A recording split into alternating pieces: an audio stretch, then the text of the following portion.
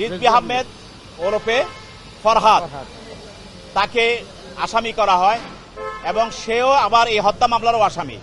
সেই মামলায় সে আদালতে এসে স্বীকারোক্তিমূলক জবানবন্দি দেয় এবং 164 দেয় এবং এই 164-এ স্বীকারোক্তিমূলক জবানবন্দি দিয়া বলে যে ডনের সঙ্গে তার পরিচয় এবং ওই মামলার আসামি ফারুক জাবেদের সঙ্গে তার পরিচয় এবং আজিজ মোহাম্মদ ভাই এবং সামিরা 12 লক্ষ টাকার বিনিময়ে ডনকে তারা ঠিক করেছিল তাকে হত্যা করার জন্য।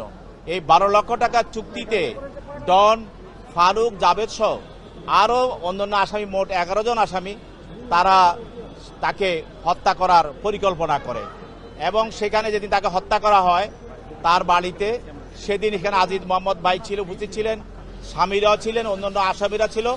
তাকে প্রথমে তার নাকে মুখে ক্লোরোফর্ম দেওয়া হয়, ক্লোরোফর্ম দিয়ে তাকে অচেতন করা হয় এবং তার অচেতনটাকে তাকে আরও গভীর করার জন্য, নিশ্চিত করার জন্য তাকে ইঞ্জেকশনও দেওয়া হয়।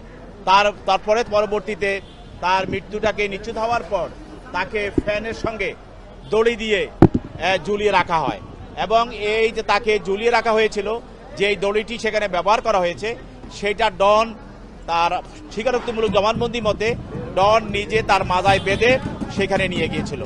এই জবানবন্দির ভিত্তিতে পরবর্তীতে আদালত এই সালমান শাহের এই হত্যা মামলাটি বিজ্ঞ আদালতে থানায় গ্রহণ করে এবং সেই মামলার আসামি হিসাবে আজকে ডনকে গ্রেপ্তার করে বিজ্ঞ আদালতে উপস্থাপন করা হয়। তার পক্ষে কোনো আইনজীবী ছিল না এবং তার কোনো জামিনে প্রার্থনাও ছিল না।